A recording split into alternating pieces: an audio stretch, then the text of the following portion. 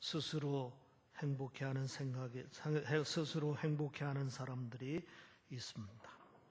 근데 대부분의 사람들이 행복하십니까? 그러면 글쎄요 하는 대답을 하는 사람도 많습니다.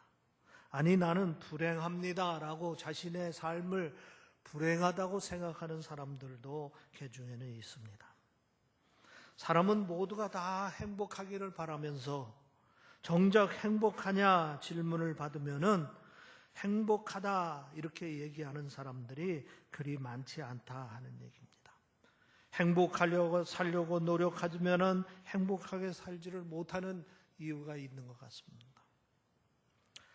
얼마 전에 비즈니스 위크지가 가장 행복한 조건을 잘 갖춘 나라를 조사해서 발표했습니다. 세계에서 제일 행복한 나라라고 생각되는 나라가 스위스입니다. 국민소득이 4만 불이 넘습니다. 범죄율도 가장 낮습니다. 의료 시스템을 비롯한 사회 인프라가 최고 수준입니다. 뿐만 아니라 풍부한 내저 활동 조건들을 다 가지고 있습니다. 무엇보다도 세계 최고의 자연 환경을 자랑합니다. 그래서 스위스는 세계 어느 나라보다도 행복의 조건들을 다 갖추고 있는 그러한 나라라 이렇게 발표했습니다. 비슷한 조사가 또 발표된 적이 있습니다. 독일의 슈피겔리즈가 사람들이 피부로 느끼는 행복감을 조사해서 발표를 했습니다. 이름하여 행복 지수를 조사했는데, 그런데 놀라운 것은 스위스가 세계 41위를 차지하고 있다 하는 얘기입니다. 환경적으로 여건적으로는 세계 1위의 나라가 실질적으로 스위스에 살고 있는 국민들의 행복도는 세계 41위밖에 되지 않았다 하는 얘기입니다. 그런데 또 더 놀라운 것은 세계에서 가장 행복지수가 높은 나라는 어디냐? 가장 빈국이라 할 수 있는 방글라데시가 행복지수 1위를 차지했다 하는 얘기입니다. 환경적으로 여건적으로는 행복할 수 없다고 생각되어지는 그런 나라인데 정작 그곳에 살고 있는 사람들은 행복해하면서 살고 있다 하는 얘기입니다. 이 두 조사는 우리에게 새로운 사실을 깨닫게 합니다. 가진 조건이 좋은 사람이 그렇지 못한 사람보다 더 행복하다고 느껴야 할 것 같습니다. 지금 살아가는 환경이 좋은 사람이 그렇지 못한 사람보다 더 행복하다고 느껴야 할 것 같습니다. 그리고 돈이 많은 사람이 돈이 적은 사람보다 더 행복하다고 느껴야 할 것 같습니다. 그런데 이 두 조사에서 보듯이 그렇지 않다 하는 얘기입니다. 행복의 근거는 환경에 있지 않고 다른 요소에 의해서 결정된다는 것을 우리가 알 수가 있는 것입니다. 미국의 긍정의 심리학의 대가인 미하이 칙센트미하이 교수님은 몰입의 즐거움이라 하는 책을 썼습니다.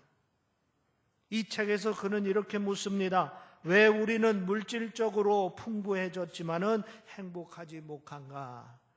이렇게 그는 풀었습니다.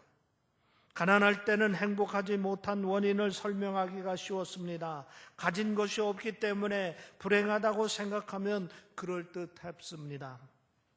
그러나 가난이 해결된데도 여전히 행복하지 못한 것을 설명하기는 어렵습니다. 아니, 모든 것이 풍족해졌는데 오히려 더 행복하지 못한 이유를 설명하기가 더 어렵습니다. 우리는 행복에 대해 착각하고 있는 것이 있습니다. 행복은 조건만 갖추면은 내게 자연스럽게 찾아오는 것으로 생각합니다. 모두가 부러워할 만한 지위나 명예 또는 권력을 가지게 되면은, 또는 좋은 조건 속에서 생활하면은, 먹고 싶은 거 실컷 먹고 또 누릴 수 있는 돈을 가지고 있으면은 행복할 거라고 생각하는데 이것이 착각이다 하는 얘기입니다. 그러면 행복은 어디서 얻어지는 것입니까? 칙센트미하이 교수님은 몰입의 즐거움이라는 책에서 다음과 같이 얘기했습니다. 우리는 많은 것을 잃고도 행복하게 사는 사람들을 가까이에서 볼 수 있습니다. 장애인들, 또 가난한 사람들, 그리고 아무도 알아주지 않는 사람들 중에 정말 행복을 느끼면서 사는 사람들이 있습니다. 그 이유는 몰입이라 하는 것입니다.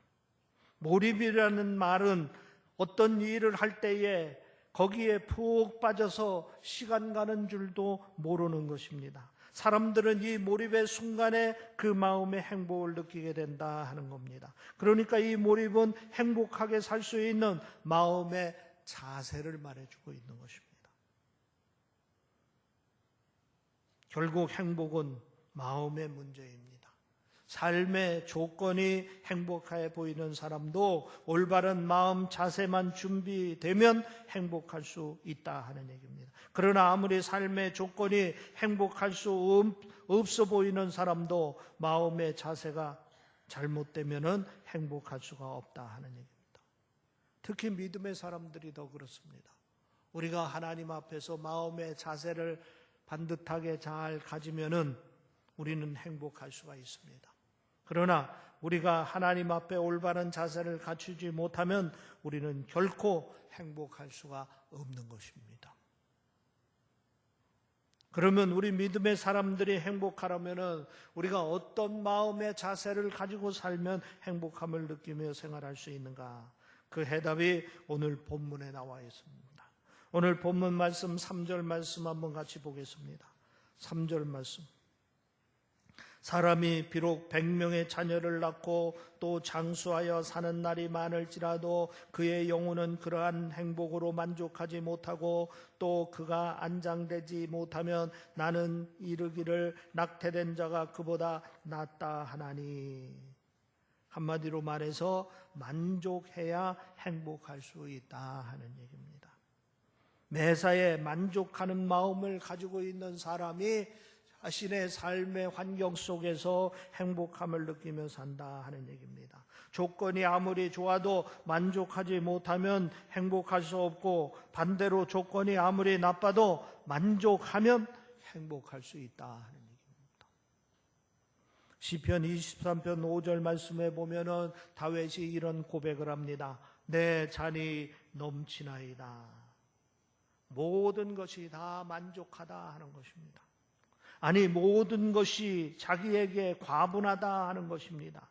우리 믿음의 사람들이 행복하기 위해서 가져야 할 마음의 자세가 바로 이겁니다. 내 잔이 넘치나이다. 더 이상 바랄 것이 없다 하는 고백인 것입니다. 그러면 어떻게 하면 우리는 이런 고백을 하면서 살 수 있는가? 내 잔의 크기를 잘 살펴봐야 됩니다. 내 잔이 크다고 생각하면은 여간 큰 은혜를 받지 않고서는 내 잔이 넘친다고 고백할 수가 없는 것입니다. 그러나 내 잔이 작다고 생각하면은 우리는 작은 은혜에도 잔이 넘친다고 고백할 수가 있는 것입니다. 러셀이라는 사람이 쓴 행복론이라 하는 책에 이렇게 말합니다. 자기 자신의 존재를 겸허하게 평가하는 것이 행복의 근원이다. 실제로 자기 자신을 겸허하게 평가하며 사는 사람들은 작은 은혜에도 만족하고 감사할 수가 있습니다. 아, 나는 이만한 사람이 못 되는데 어떻게 내가 내게 이런 일이 있을 수 있는지, 어떻게 이런 복을 내가 받을 수 있을까? 그러면서 자신에게 일어난 일에 대해서 놀라며 감격한다 하는 얘기입니다.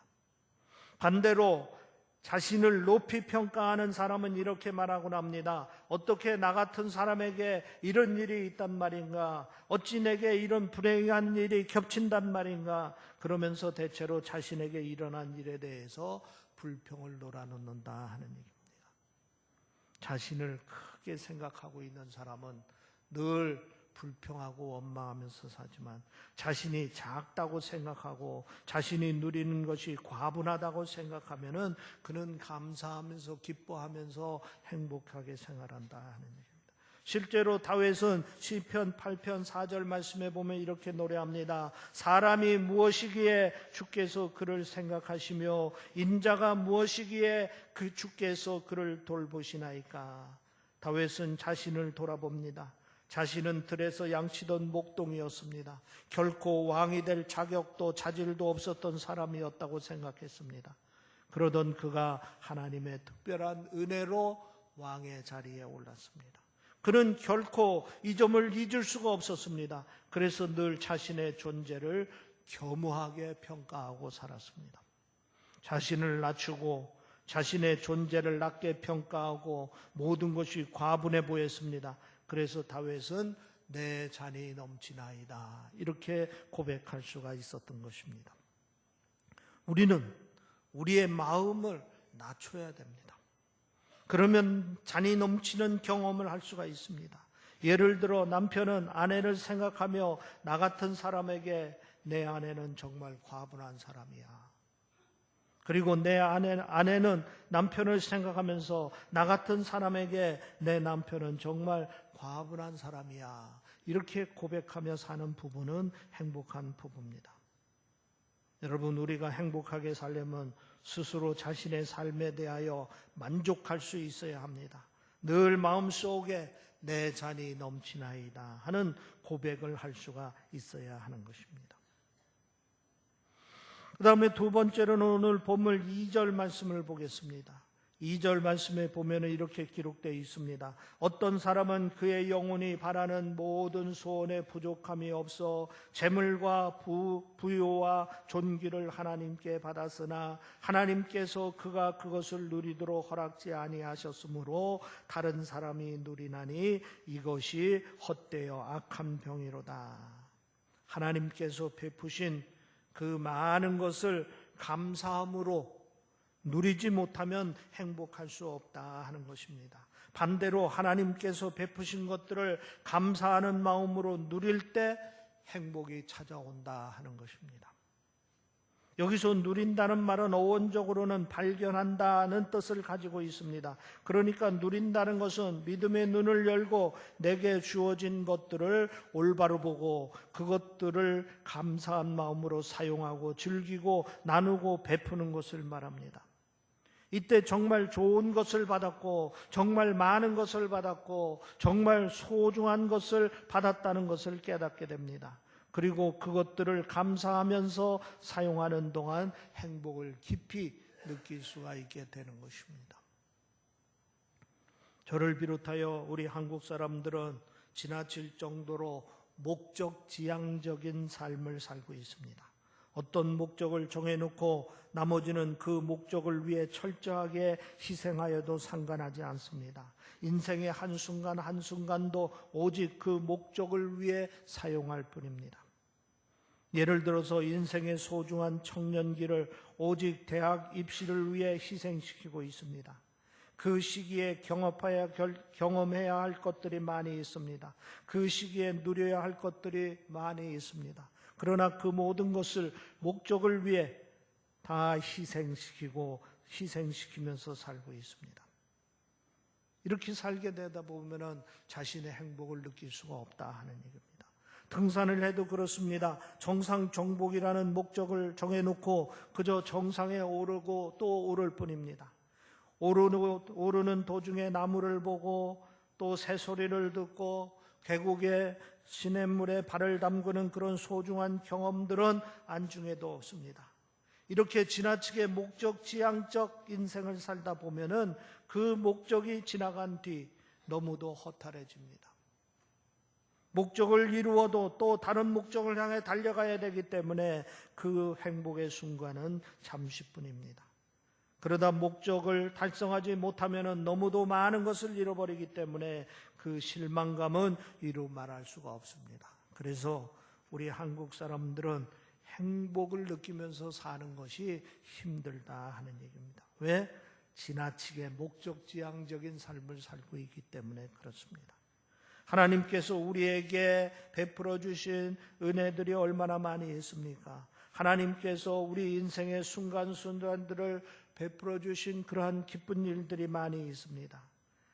또 인간관계들의 소중한 것들이 많이 있습니다.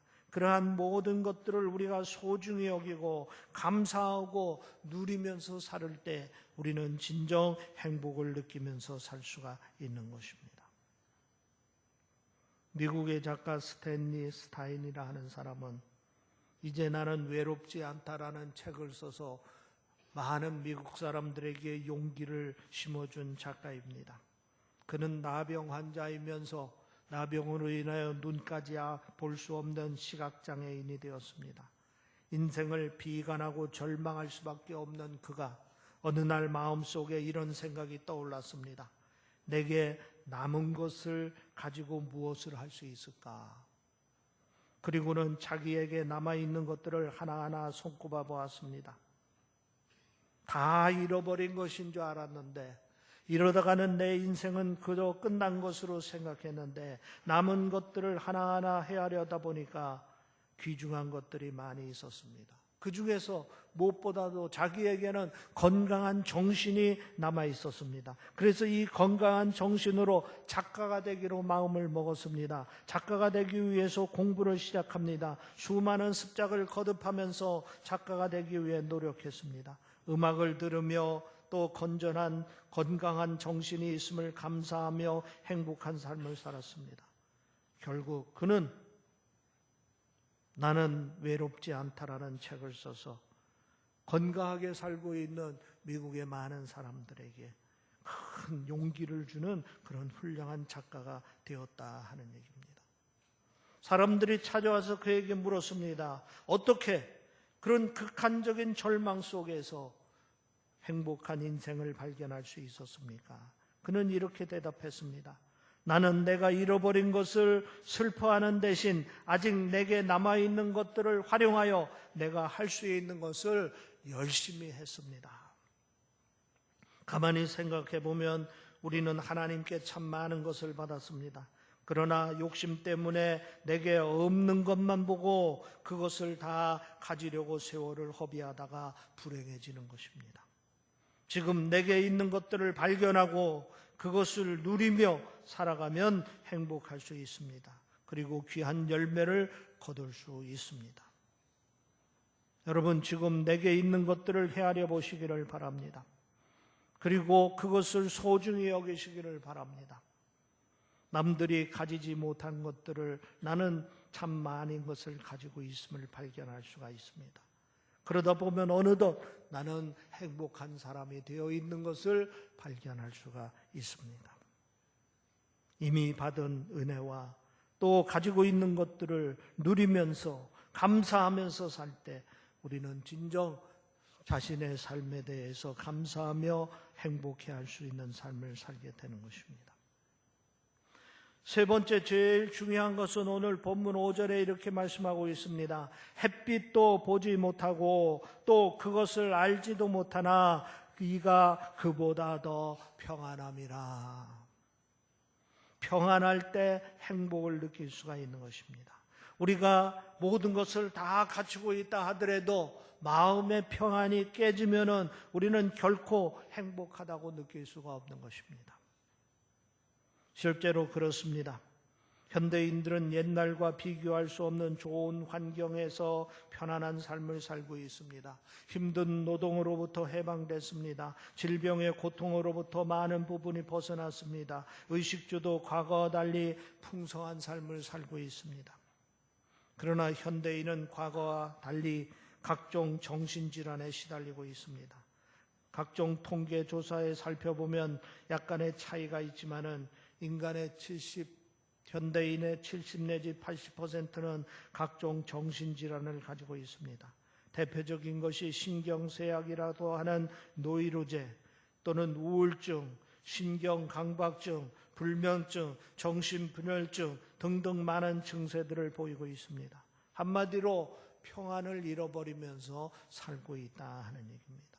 그런데 이 현대인들이 이 평안을 잃어버리는 가장 큰 이유는 예측할 수 없는 미래에 대한 불안 때문입니다. 세상이 얼마나 빨리 변하는지 조금만 정신 놓고 있으면 뒤처집니다. 미래를 예측하고 미리 대비하지 못하면 치열한 경쟁에서 밀려나가 낭패를 보게 됩니다. 그래서 모두가 다 불안해하고 있다 하는 것입니다. 그래서 우리의 행복을 위협하는 가장 중요한 요소 가운데 하나가 불안입니다. 그러기에 불안을 극복하는 것이 행복의 중요한 요소 중에 하나입니다. 여러분 마음의 불안한 문제들을 어떻게 해결하고 있습니까? 요한복음 13장에 보면은 예수님께서 제자들과 유월절 만찬을 베푸시는 이야기가 기록되어 있습니다. 이 만찬 마지막 부분에 예수님께서 보다 구체적으로 앞으로 일어날 일에 대해서 말씀하십니다.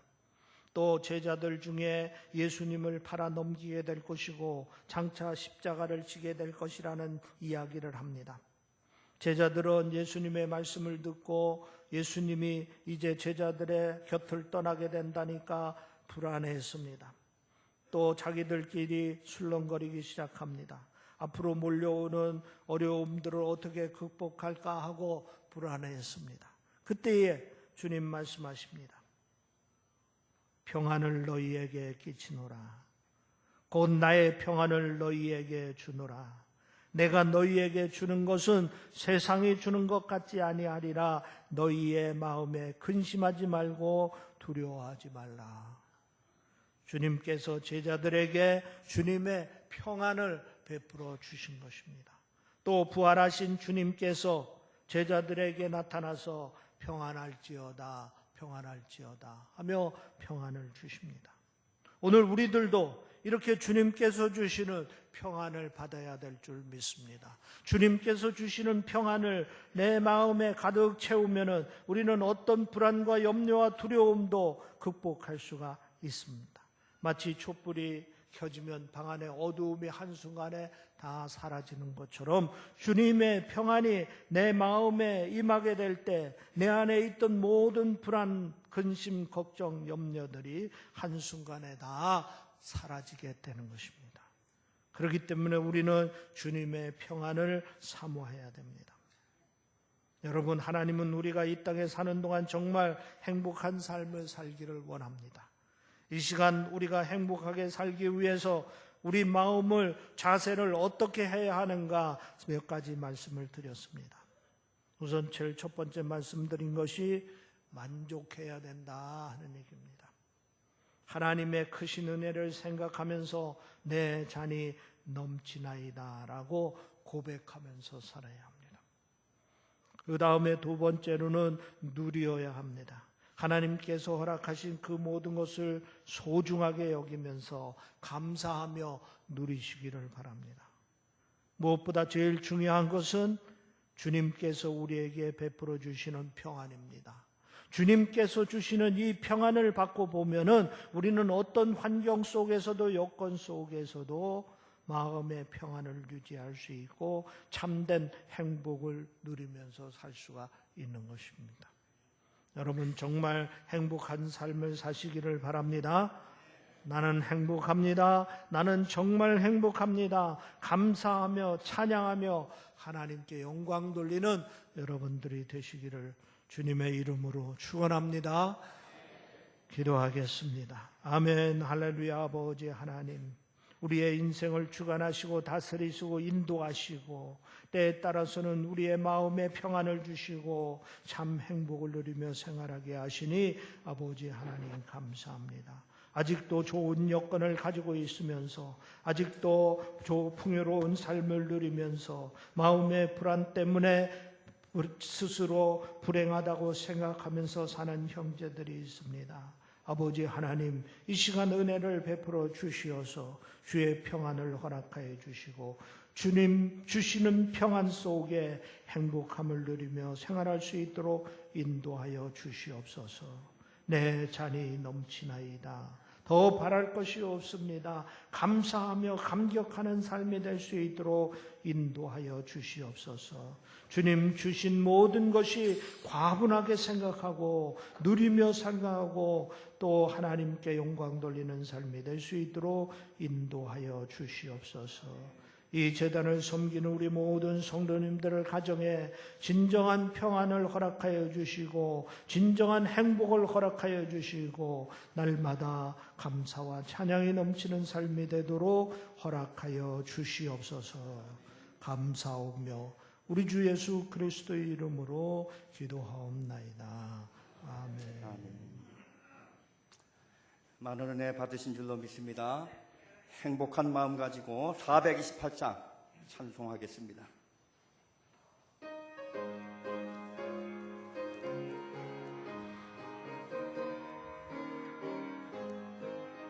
내 영혼의 햇빛이 주 영광 찬란해. 이 세상 어떤 빛보다 이 빛 더 빛나네. 주의 영광 빛난 광채 내게 비춰 주시옵소서. 그 밝은 얼굴 배울 때 나의 영혼 기쁘다. 내 영혼에 노래 있으니 주 찬양합니다. 주 귀를 기울이시사 다 듣고 계시네. 주의 영광 빛난 광채 내게 비춰 주시옵소서. 그 밝은 얼굴 배울 때 나의 영혼 기쁘다. 내 영혼의 봄날 되어서 주와 함께 하실 때 그 평화 내게 깃들고 주 내 꽃 피네. 주의 영광 빛난 광채 내게 비춰 주시옵소서. 그 밝은 얼굴 배울 때 나의 영혼 기쁘다. 영혼에 희락이 있고 큰 소망 넘치네. 주 예수 복을 주시고 또 내려주시네. 주의 영광 빛난 광채 내게 비춰 주시옵소서.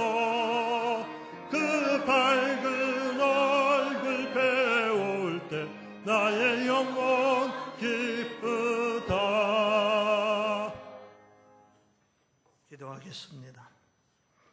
우리의 삶을 주관하시고 인도하시고 복되게 하시는 아버지 하나님, 날마다 우리의 삶 환경 속에서 내 잔이 넘치나이다 고백하며 하나님께 찬양하며 영광 돌리며 살게 하시니 아버지 하나님 감사합니다. 이 시간에도 감사한 마음으로 예물을 드립니다.